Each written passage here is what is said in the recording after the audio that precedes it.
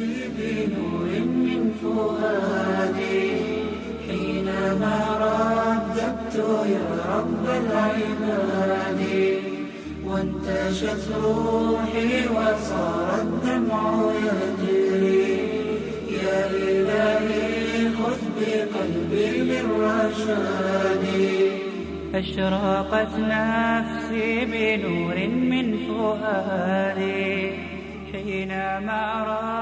Divinely inspired 1400 years ago, the noble Prophet Muhammad ﷺ set about implementing several new institutions and promulgating new laws for the transformation of humanity.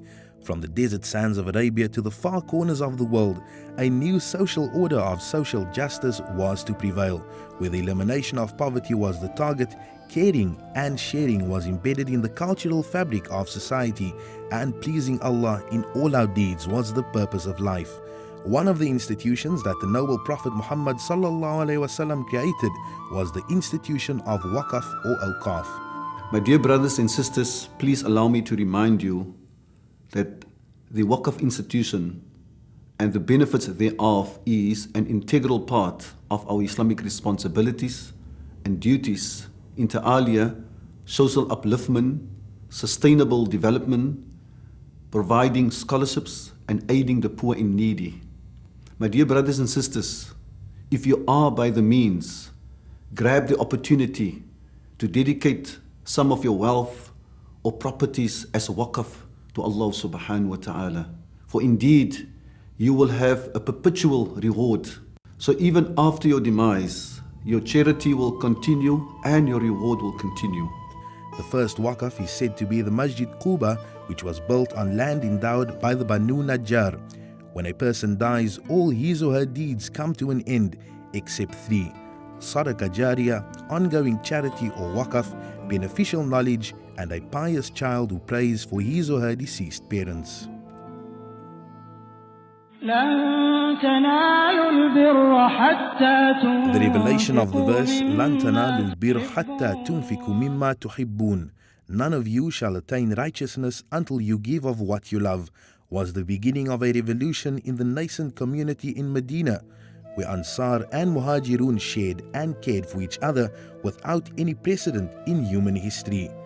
Several Sahaba followed by making waqfs of their best properties and assets in favor of their families, the poor, needy, destitute, the mujahideen and the ummah. On the recommendation of the noble Prophet ﷺ, Umar ibn al-Khattab, a companion, made a historic waqf of his orchards in Khaybar, his best property and today known as the first social development waqf in Islamic history. Other companions such as Abu Talha dedicated his orchards, and Uthman Ghani endowed the famous well in Medina. Over the centuries, the spirit of waqf making spread to every nook and corner of the Islamic world, from Andalusia and Morocco in the west to Indonesia and India in the east. Muslims, both men and women, both the elite and rank and file, endowed properties for mosques, schools, universities, hospitals, guest houses, homes for the destitute and frail, hospices, soup kitchens, research and scholars. What is waqf? A waqf is a voluntary Islamic charitable endowment purely for the pleasure of Allah.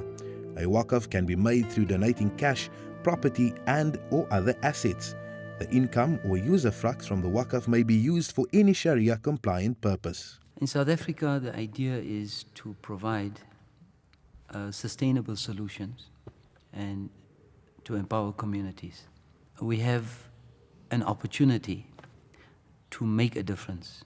Allah subhanahu wa ta'ala is providing us an opportunity to make a difference, and we need to take advantage of this. South Africa is at a tipping point. It has an opportunity to provide a great platform for Africa to grow. I think it is an opportunity that we cannot miss. So the key role for Awqaf is to provide sustainable solutions and that will reach the ultimate goal of alleviating the status of South Africa and spilling the success throughout Africa. Awqaf South Africa set about with a vision to re-establish the divine institution of waqf in Southern Africa and beyond, to popularize and develop the Waqf system, to create, mobilize, invest, manage and administer Waqf funds and assets. To initiate and utilize the income from Waqf investments towards worthwhile sustainable community development and poverty eradication projects and programs to benefit the poor, needy and designated beneficiaries. With its policies of cooperation and creating partnerships, OCAF South Africa has since inception developed sound working relationships with several local and international organizations. Since its founding on the 27th of Ramadan 1421, with limited resources, OCAF South Africa has initiated and funded through the generosity of its donors and volunteers several projects and programs.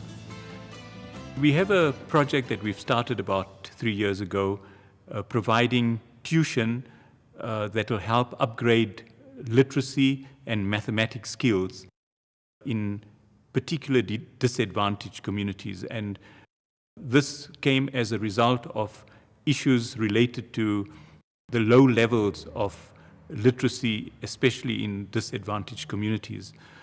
So we have a special program that is run at a school in Soweto, and hopefully that program will be expanded in time to come. The OCAF Foundation helps us a lot, and it came at a very correct time, at the right time, because we have a number of learners who are struggling with literacy and maths, and a number of them has improved so far. We have another project that we're doing in partnership with the Islamic Medical Association. This is providing free cataract operations to very, very poor indigent people, particularly in the Johannesburg, Vereeniging areas. Those are major projects. We've also started a school greening project, sustainable development in schools. The latest project that we've been involved in is a mosque greening project, which is essentially a water-saving project that has been designed by young students. And we are supporting that project.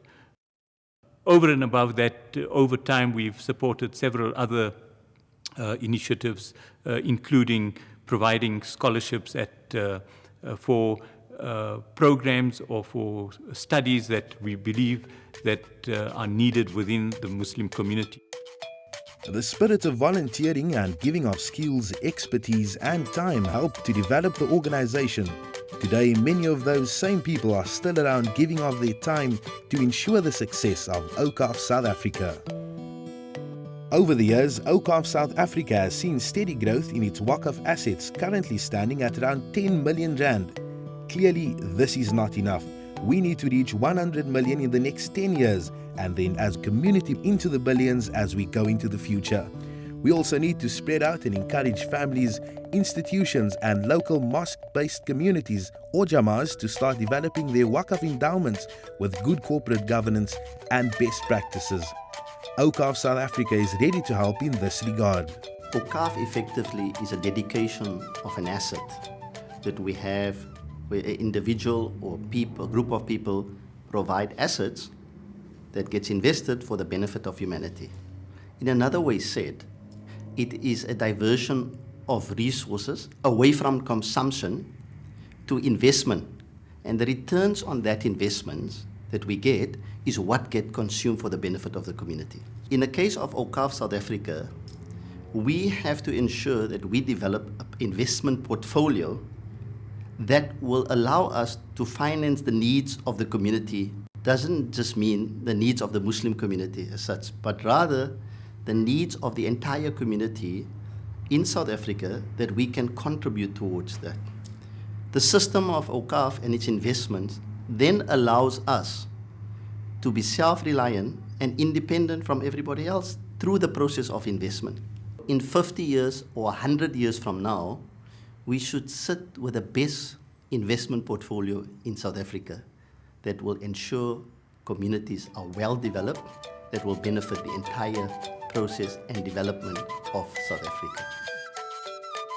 Our appeal is for the community to help us grow from the Waqf Fund. We need to grow from where we are a multi-billion rand community-based and community-owned institution. We see ourselves investing more in income-producing property also involving both private investors and public investors, such as masjids and organizations. OCAF South Africa invites you, your families, your businesses, and every institution in South Africa to partner with us. We have a journey to undertake. The journey is transforming communities through empowerment. The best way to achieve this is to set up a waqf in your or your family's names. It's like planting a tree that will bear fruit for many generations to come. This is a legacy that becomes incumbent on every one of us to leave.